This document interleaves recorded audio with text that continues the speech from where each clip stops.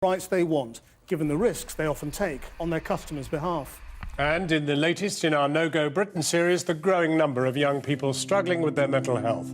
We meet the students juggling their studies and navigating the delays and stigma to get the help they need. And I have to acknowledge that it's a very personal experience, but I didn't find that the university really helped at all, and I felt that I was just a number. The Russian-backed bombardment has started yet again in Aleppo after a few days of relative calm, hitting areas in the rebel-held east.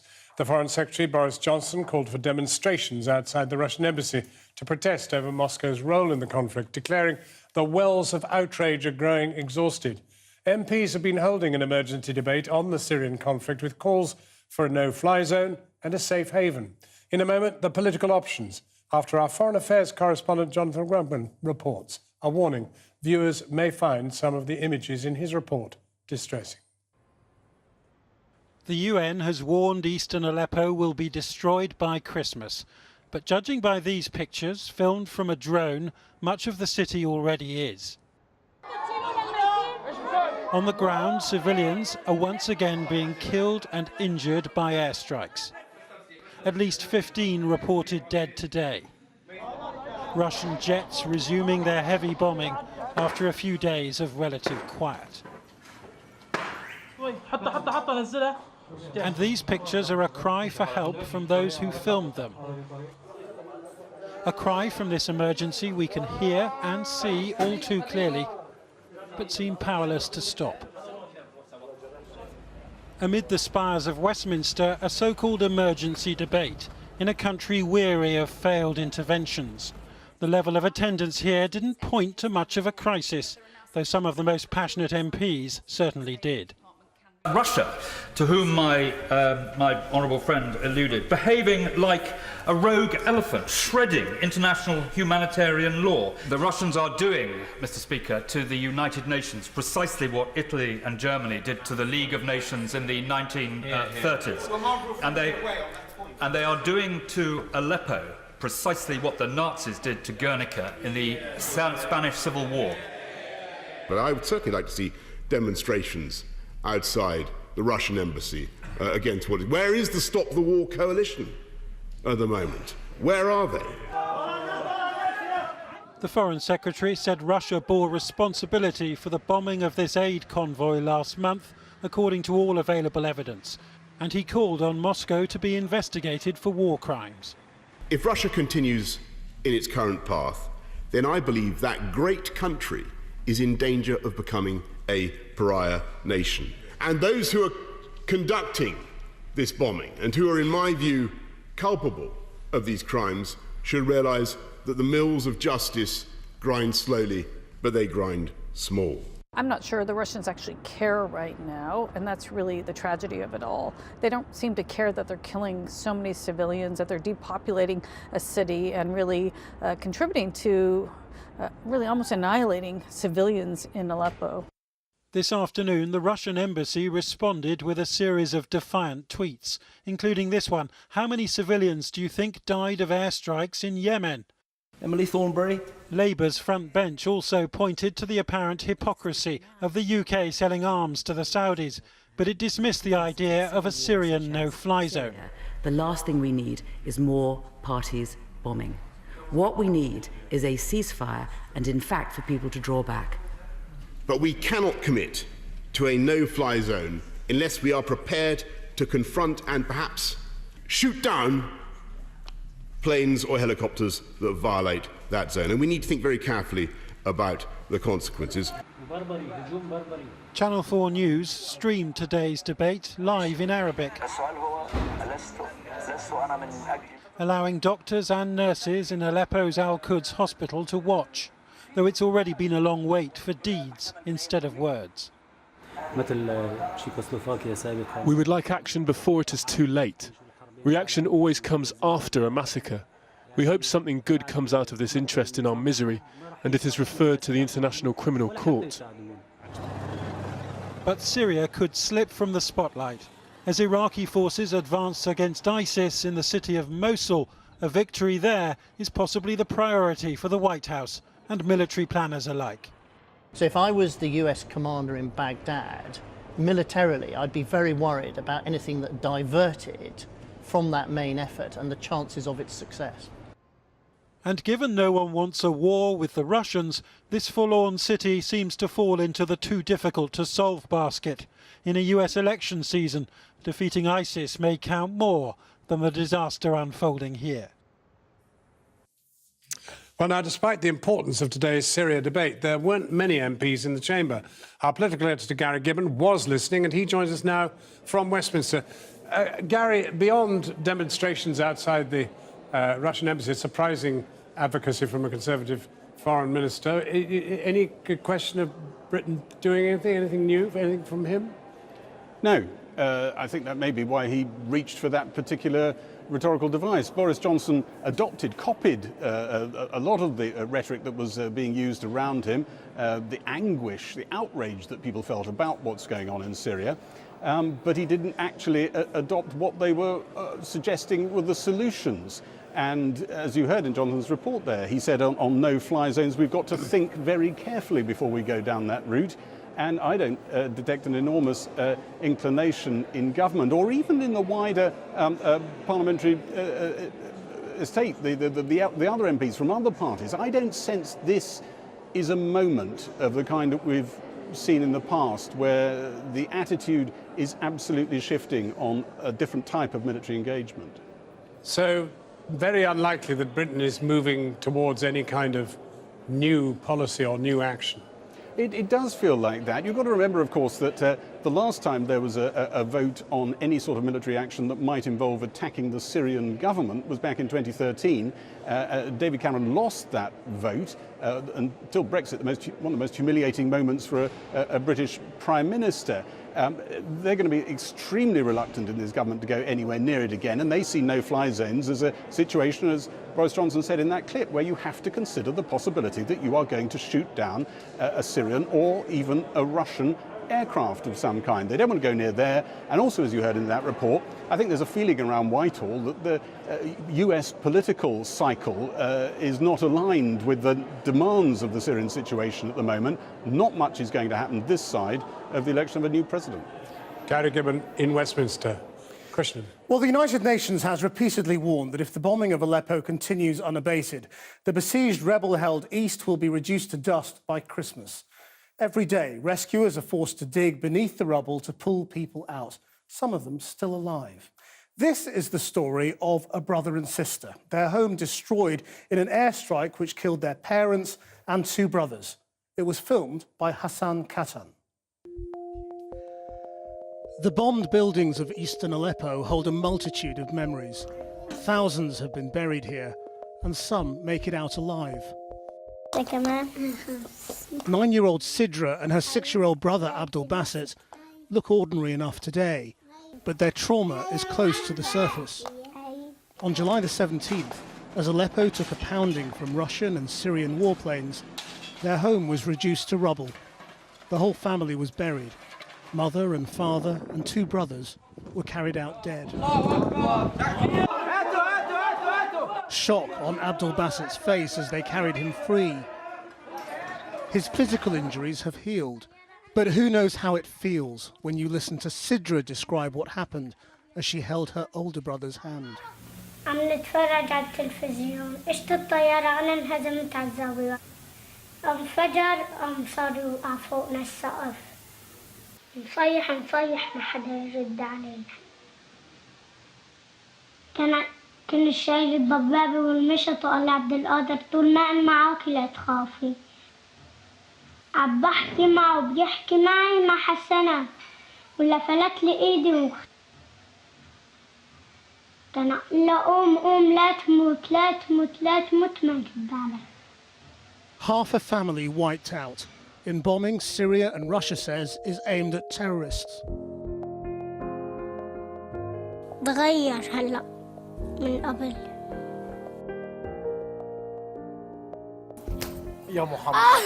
Sidra and her little brother are looked after now by their surviving older sister and her husband. كيك الطيارة كيك. Strangely, the warplanes don't seem to terrify them. Perhaps the bombing is so routine. Trapped inside Aleppo, they can at least speak to relatives who made it to Turkey when they could. أنا بنت خالتي شلونك شلون أمك أولاد خالي محمد طمنيني عليهن مرت خالي باي عرفتك روحي عرفتك قلبي عرفتك روحي أهلين صدورة أهلين حبيبي أهلين. A familiar voice gives some comfort in a desperate situation. الحمد لله روحي هن كلياتهم بخير الحمد لله سلمي. الله يسلمك يا رب بس هذا الطيب كلمة بشتاق لهم بزعل. No counselling, no help. Just an orphaned brother and sister surviving while the bombs continue to drop. And the outside world debates whether to do something or let the war reach its own conclusion. And to see all our reports from inside Aleppo, go to insidealeppo.com. Well, two MPs who took part in today's debate are with me now, the Shadow Foreign Secretary, Emily Thornberry, and former Army officer, now Conservative MP for Tunbridge and Malling in Kent, Tom Tugendhat, and he knows Syria quite well, having been there himself. But let me start with you. How do you feel about those two children? They've lost their parents, and they are symbolic, surely, of the desperate ruination that the society there has suffered. I went to Aleppo in 2006 with my family, and we loved it. And it was the most extraordinary city. And I remember I was there on Easter Day, and there were bells going out across the whole city. And I remember turning to my kids and saying, you see, Christianity is an Eastern religion. And it was the most amazing place. And it breaks my heart to see this. I don't recognise it. I don't recognise this amazing city anymore. But what is that broken heart going to do for Syria? So what we have to do is we have to focus on those children, and we have to think about the best way of helping them. And We've had a long time to think. Well, wait. At a time when people are very, very angry, particularly at the behaviour of the Russians and the Syrians, it's very easy at this time to ratchet up the rhetoric and to pour oil onto the flames. What we need to do is think about how we can best help those kids. And it seems to me that the United Nations is coming forward with an initiative on this. I think he was quoted, the Special Envoy was quoted earlier on in the report about how Aleppo won't be standing after Christmas. And he has said that he personally will escort the jihadis out of eastern Aleppo, all 900 of them. And it's happened before, it happened in Homs. Okay. And we need support from the Americans and the British. Let me pause you there. To what would you do about these children? What would you do about this utterly devastating crisis? Well, I think Sidra and Al-Basit said it themselves there in your own reportage, which has been phenomenal over the last few months. We've got to take action now. And the reality is that the principal attacks on these civilians are coming from barrel bombs dropped by Syrian military helicopters. We all know this. This isn't a secret. Everybody's been filming it, and you have broadcast it. The reality is we can do something to stop it now.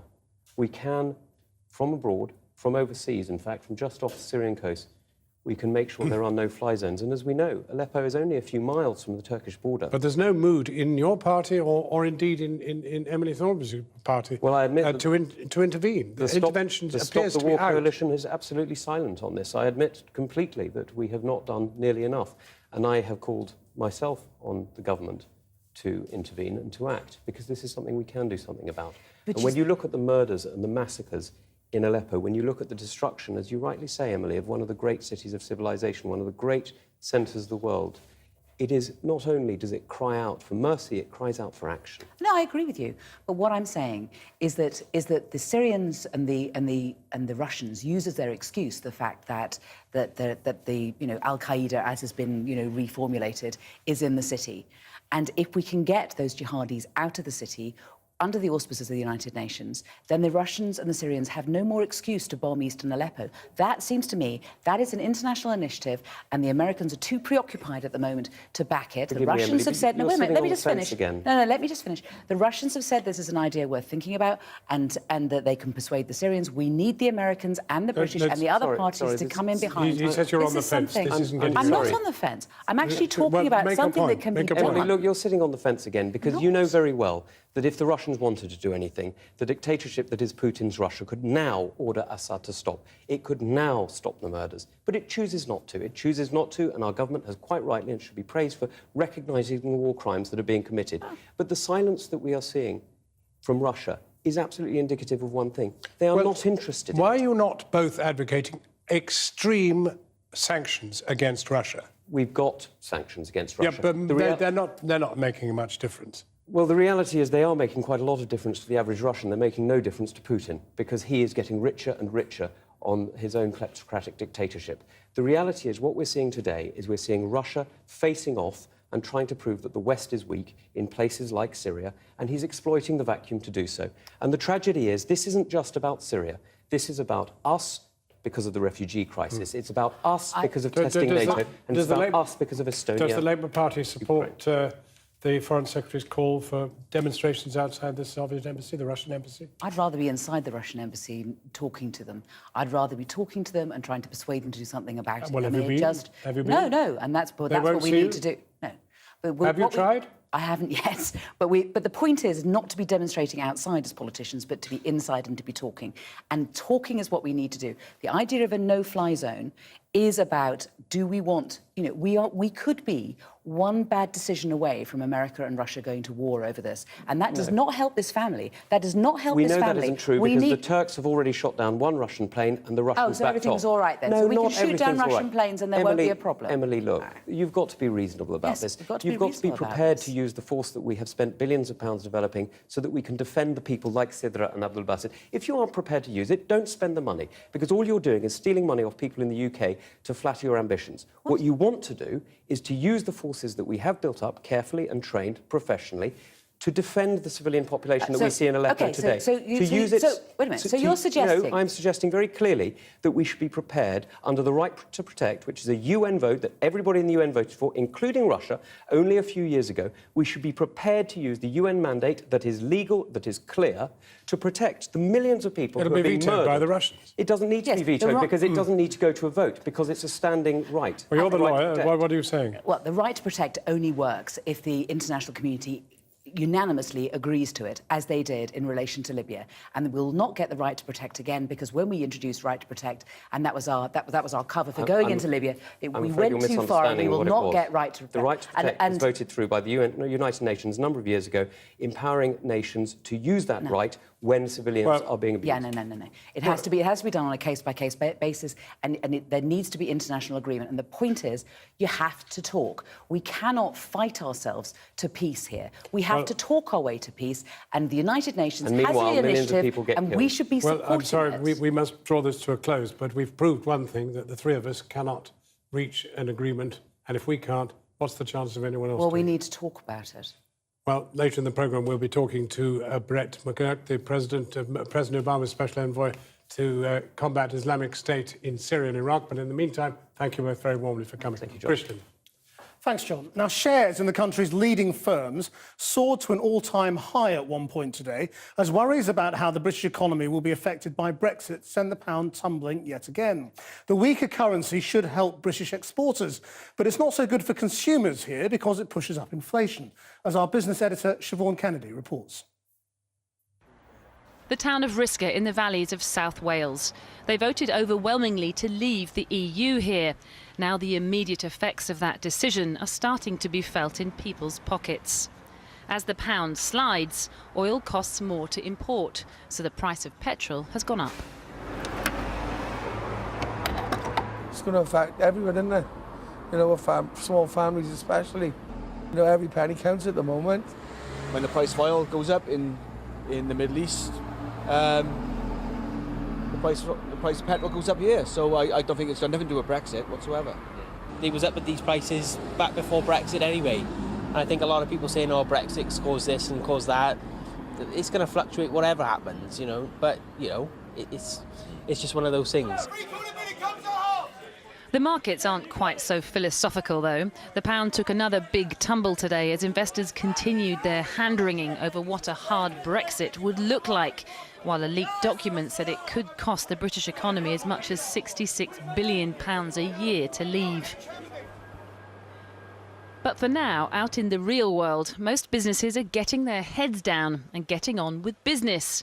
Brompton moved into its new £2 million state-of-the-art manufacturing facility earlier this year.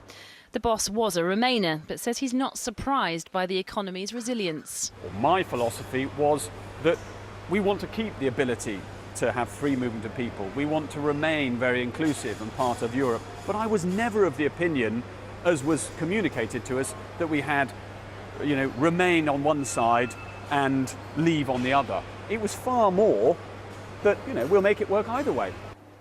Sales did initially fall post the referendum, but now the falling pound means they've been able to cut prices, so sales are up. Against any measure, the British economy has fared much better than anyone said it would post June's referendum. Whether you're a domestic business or an exporter, across the board, the economy is firing on all cylinders. But the question is, as prices start to nudge up and the rhetoric around Brexit starts to harden up, should businesses like this one start to get worried? So I do worry that we get overly obsessed with sticking up the barriers, battening down the hatches, and not having migration. Migration with the right calibre will enable us to trade more. We want to become more diverse. We don't just want people from Europe, we want people from Singapore, we want people from China, from India, from Bangladesh, to help us trade on a more global footing, rather than saying, right, well, we're cutting out Europe and we're sticking up the barriers. The government would say it agrees with that sentiment. The question is whether they can deliver it. Right now, some say ministers appear to be pedalling in the other direction. Well, this afternoon, Britain and China agreed a deal to increase the number of flights between the two countries from 80 to 200. That increase applies to passenger flights. There'll be no limit on cargo. Perhaps evidence of a post-Brexit future? Siobhan is with me now. What does it mean? Well, it's no bad thing, Krish, is it, to announce a wide-ranging trade deal with the world's second largest economy on the day that your currency has taken another nosedive, precisely because of worries about trade and Brexit and what it all means. Now, the deal, as you say, will effectively double the number of flights between the UK and China from 80 to 200. It will also place no limit on the number of cargo, so goods could be shipped, exported, imported without limit. And the number of destinations that the UK and China can fly to in each country currently stands at 6. Now, there will be no limit. So businesses can fly to far-flung provinces of high growth in China that previously they couldn't get to. Now, the government would say this is all brilliant news for the UK. It will be great for jobs. It will be great for trade, ultimately great for the British economy in a post-Brexit world. What does business think? They love it. I mean, they've been clamouring for better access to these far-flung emerging markets, high among them China, for a long, long time. So this is good news for them. 2 caveats I would add, though, Krish. The first one being this is an agreement in principle today. It is still up to the airlines themselves to actually make the decision to press the button to add those flights. And secondly, the airlines would be first among the businesses to say, all very well to add these flights, but where are we going to land them? We need extra runway space. Is it Heathrow? Is it Gatwick? That is a decision that the government has not yet made, although watch this space. It may happen. We may hear something about it next week. Thanks, Siobhan. Now, the technology giant Samsung has abandoned production of its Galaxy Note 7 smartphones after reports that some replacement devices, which were meant to be safe, were catching fire. The firm said for the sake of customer safety, they would stop making the model altogether. It was due to be relaunched in the UK at the end of the month after an initial recall in September. Owners are being advised to return the phones as soon as possible. It kills more children and people under 40 than any other cancer. Yet funding for research into brain tumours is still woefully inadequate. A new study has called for a substantial increase in resources to help improve treatment and potentially find a cure. At the moment, the disparity in funding means survival rates are extremely poor compared to other forms of the disease. As our health and social care correspondent Victoria MacDonald now reports. I came back from the scan and there it was, life is life. Bob the Blob in the left-hand side of my skull. Even though I was a doctor and I knew about brain tumours, I had absolutely no idea how bad they were and how bad the prognosis was. But of course I learned that very quickly and thought, I should have known this. That brain scan showed Tanya Malpass had an aggressive tumour. Her prognosis, 18 months. She's at that point now, though it has to be said, she's looking very healthy. When you first go and you talk to the surgeon and the oncologist and everybody, and they're preparing you for the bad news and saying, okay, well, this is what we're going to do. Yes, the prognosis is, 18 months to 2 years. And I'm really sorry, but you won't be able to drive. How long can't I drive for? 2 years. So my prognosis is 18 months, but I can't drive for 2 years. It just tickled me, and I don't think anybody thought this was funny, but... Dr. Malpass, a retired A&E consultant, has had surgery, chemotherapy and radiotherapy. Although she mixes up her words, it is the only sign of what she's been through. But she is also aware that if it comes back, there are few treatment options. And that's what today's report from Brain Tumour Research shows. Decades of underfunding means not enough research, nor drug development. What the report highlights is that more people under the age of 40 now die from brain tumours than from any other cancer. More children under 15 die from brain tumours than from leukemia. Only 20% of brain tumour patients survive beyond 5 years. It's 86% for breast cancer and 51% for leukemia. Yet just 0.5% of the government's total spend on cancer research goes to brain tumours. At this laboratory at Imperial College in West London, they're studying this most complex of cancers with the ultimate aim, of course, to find a cure. There is clearly an enormous amount of frustration over the lack of money for brain tumour research. In fact, here is a good example. They say they could take over the whole floor, all this laboratory. Instead, all they can afford is this one bay. And now they're asking in today's report for an extra £30 to £35 million a year from the government just to bring them in line with breast cancer and leukemia funding. And the fact is the number of people developing brain tumours is rising, 19% more than in 2002. And the number of people dying has risen by 27%. If we can really understand what goes wrong with brain tumours, having a much greater understanding now of how the brain works normally, we can then identify the changes and potentially develop new treatments. And at the moment, there are only essentially 2 drugs that can be used for the treatment of brain tumours, compared with maybe 30 or 40 for many other different types. They now want new criteria for deciding on what to fund, including years of life lost and survival rates.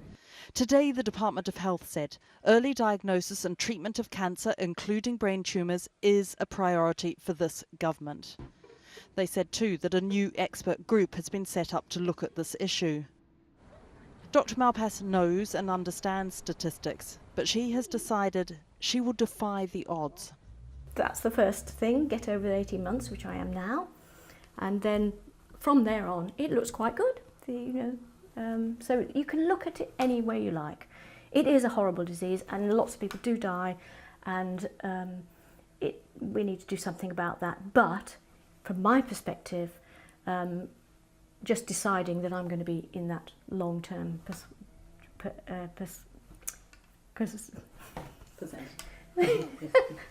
I'm there. I'm going to be over there. Dr. Tanya Malpass talking to Victoria MacDonald. Now, it might look like they have their whole lives before them, but more and more young people are struggling to cope with the pressures of life. Last night, we investigated the rise of anxiety among children, even those at primary school. And mental health problems can carry on throughout adolescence. The number of university students seeking counselling has risen by 50%. Tonight, in the latest in our No Go Britain series, we hear from students facing delays and stigma when they try to get the help they need. I realised that there are only really 2 options: to either stop, like in a very morbid and crude sense, to, take your own life, or to carry on. When you're hurting as much as you do on the inside with that sort of thing, when you just don't want to be anymore, you don't want to tell people and admit and say it out loud. When things were overwhelming and I got really emotional, I always thought, oh, what's the next thing that I can do to hurt myself? I didn't want to talk to someone about it. I just wanted to sort of pretend it wasn't existing. And then university happened and I thought, oh, God damn, I can't hide it anymore. I need to get some help because I'm not going to be able to do my exams in time. Didn't tell anyone about it. I'd go out a couple times a week. I was going to the gym with my housemates and having nights out and doing all my lectures and stuff. But beyond that, closed the door and I just sort of switched off and, yeah. I think it was probably a little too late when I realised that something wasn't right. And it was when I had my breakdown. And I have to acknowledge that it's a very personal experience, but I didn't find that the university really helped at all, and I felt that I was just a number. Yesterday I told my mum I was going to do this and speak on camera about my own mental health, and I don't think she meant any harm by it, but her reaction was, "Are you sure that's something you want?" So when I was at university, I suffered from bouts of depression and anxiety. It took years and years for me to come to the realisation that I was really going to need to speak to someone about these issues if I wanted them to get better. And when you're at your wit's end, that's when you go and seek out help. And then all of a sudden you're sitting on a waiting list for 3-4 months. They said go to the counselling service. I went to them and they just had one initial session and they asked me how did I feel during that week, and I ticked the boxes and said this is how I feel, and they said they'll get back to me. After that I didn't hear anything from them, and it wasn't until I graduated from university that they said that the service was oversubscribed. And if you don't know the services that are available to you, you can easily be trapped in your own room or trapped with your own feelings and emotions and stuff and do something that you don't want to do, and that would be it. And I'd be gone, no one would have to think about me or have to worry about me anymore, and I wouldn't have to worry about anything either, so yeah.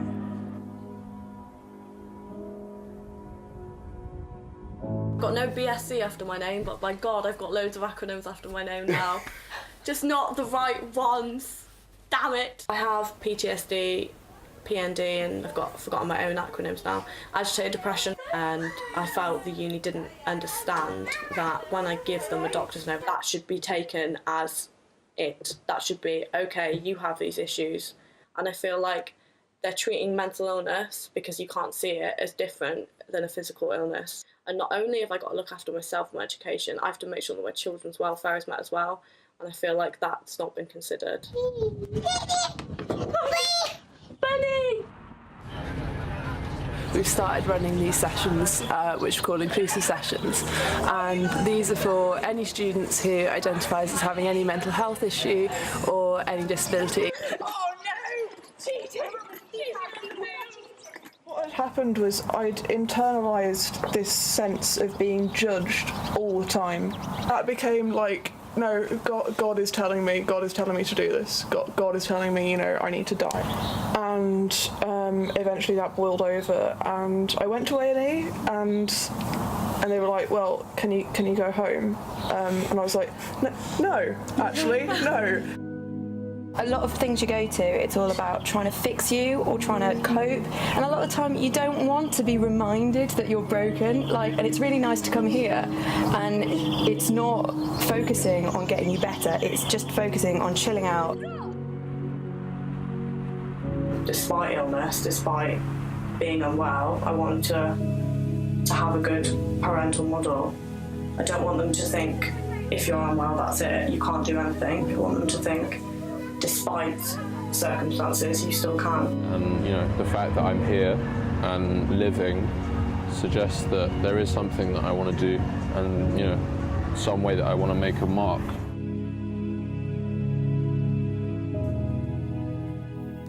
And if you're affected by any of the issues in that film, please go to channel4.com/support. Chris.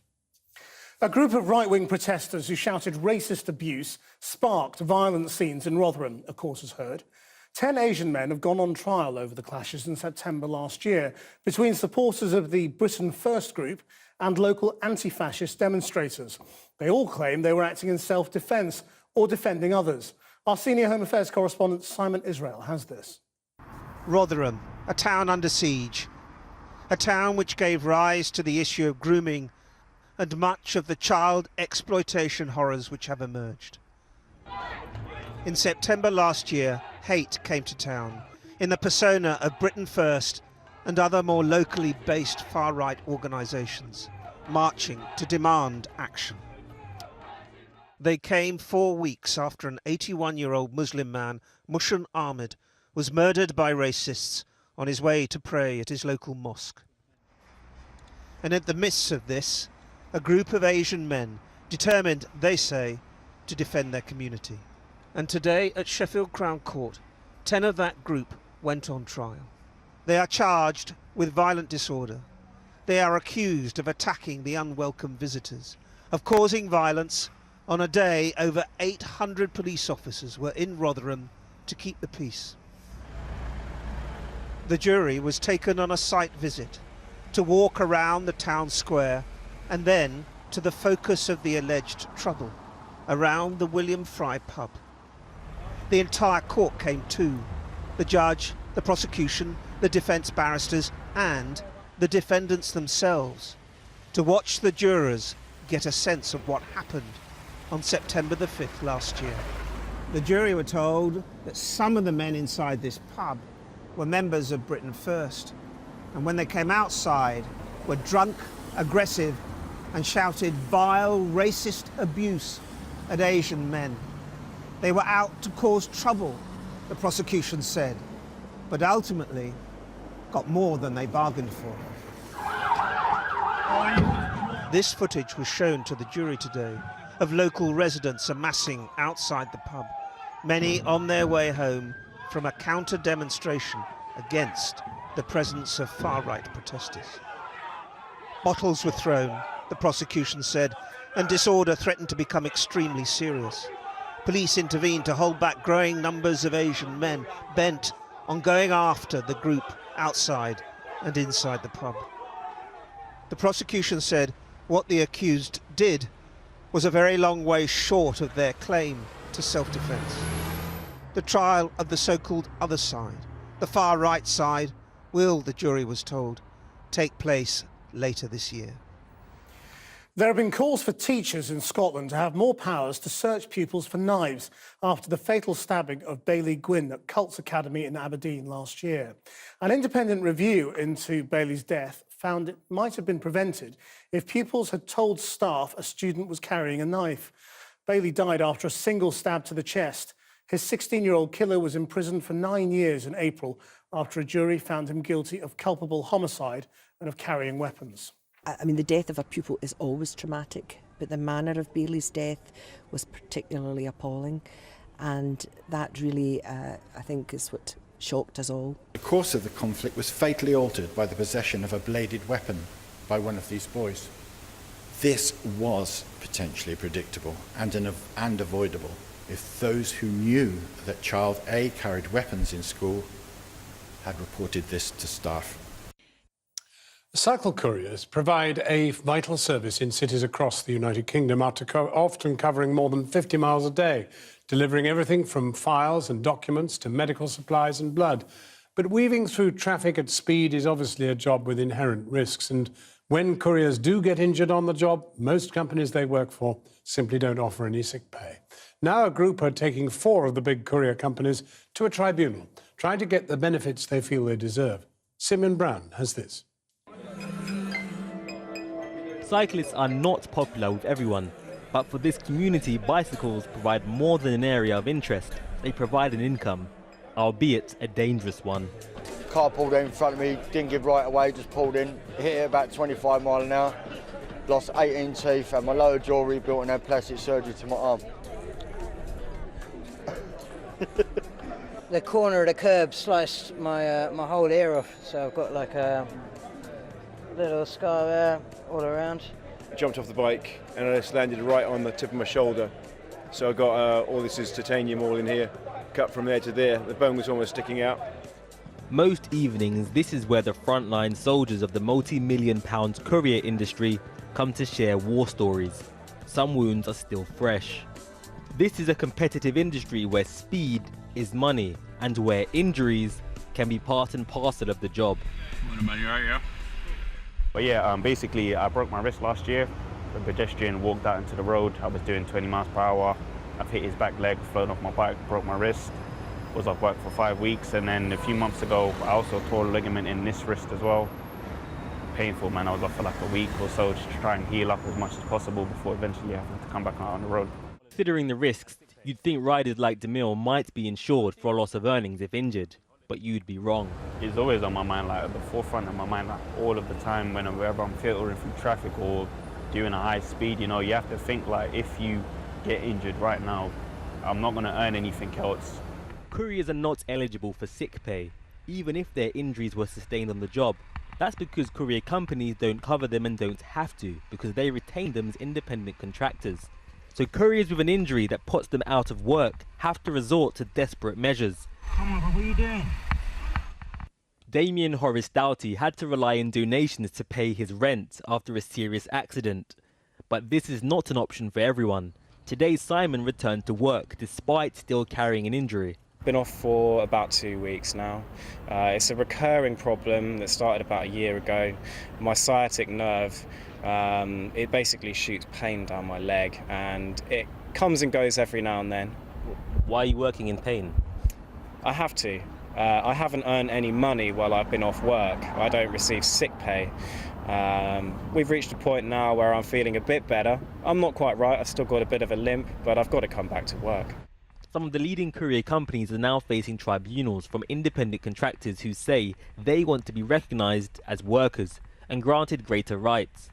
As the gig economy grows, this employment lawyer anticipates more cases. People don't go into a single job, stay in it for 40 years with a final salary pension scheme at the end of it anymore. And employment law's catching up with this new way of working, the gig economy, people moving from job to job. And I've got no doubt that the way in which people work will be tested in the courts in years to come. The first of these tribunals is set for next month and follows the Prime Minister's calls for companies to take greater responsibility for the rights of the people who work for them. Simeon Brown reporting. After the break, as MPs debate the Syrian conflict and the Foreign Secretary calls for protests outside the Russian embassy, can the West do more? We speak to President Obama's key envoy.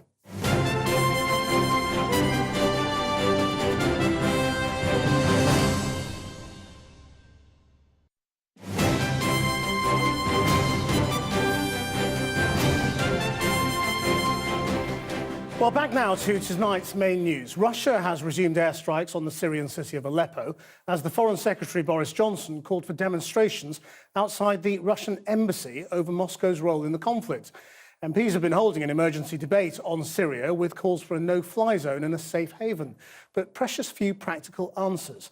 Well, with me now is Brett McGurk, who is President Obama's special envoy for the global coalition to counter the extremist Islamic State. And we should probably turn to Iraq first, because that's perhaps where you've had most progress. You and others have been signalling that retaking Mosul from Islamic State militants is imminent.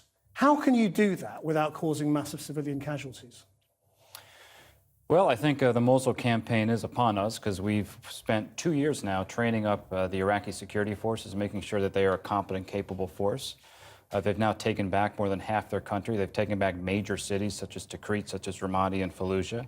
The military campaign plan accounts for the fact that we have over 1 million civilians in Mosul. But you're telling to stay there? Well, the plan is the Iraqis have conveyed to the people of Mosul, the plan is for them to stay in their homes. Now, they've had some success in this type of operation. There's a small town called Sharqat south of Mosul. The plan was to have people stay in their homes. When the army came in, actually the population rose up and kicked Daesh out of that town. Now, we don't know exactly how Mosul's going to go, but there's a humanitarian imperative to get Daesh out of Mosul. There's about 1 million people living under the boot of these terrorists. There are thousands, we think, of Yazidi slaves who are being held inside Mosul. So there's an imperative to move. We believe momentum is on our side. But importantly, this is a decision for the Iraqis. But if they stay and fight, if the militants stay and say, we're going to make a stand here, you've got to bomb from the air and there will be Iraqi ground forces. And that risks massive civilian casualties, doesn't it? I mean, it could be another Aleppo. Well, I don't think it'll be on that scale. I mean, certainly we do not use the sort of tactics that the Russians and the Syrian regime are using in Aleppo. It's simply a totally different circumstance. Those are war crimes. Look, we have helped the Iraqis liberate most of their country now.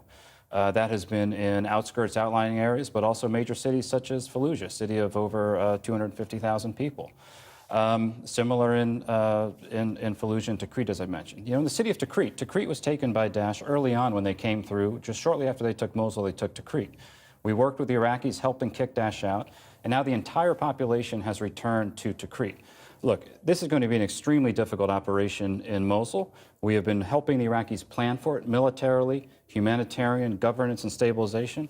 But it'll be dynamic and uncertain. But by no means would we ever use the type of tactics you're seeing in Aleppo. I really bristle at that very notion. Strategically, I mean, if you look at the map, you know, you've got the Russians hitting Aleppo at the moment. If Mosul falls and you're able to retake it, Raqqa, I suppose, has to be the next target. I mean, is there going to be a rush to get to Raqqa first between your side, the American, British, and Iraqi side, and the Syrians and Russians on the other? I think it's a very good question. The map is very helpful. I also think it's important to back up why are we doing this. Daesh is a phenomenon of something that we really haven't seen. 40,000 of these foreign fighters have poured into Iraq and Syria. They are a tremendous threat to you, tremendous threat to us, the United States, a tremendous threat to the world. It's in Mosul where Abu Bakr al-Baghdadi went to the Grand Mosque in Mosul and declared this notion of a caliphate. It is this notion of a caliphate. I've been all around the world, talked to people about why, and leaders from around the world, why have so many of your young people been motivated to join this barbaric organization? Is this notion of a historic, growing movement, a caliphate.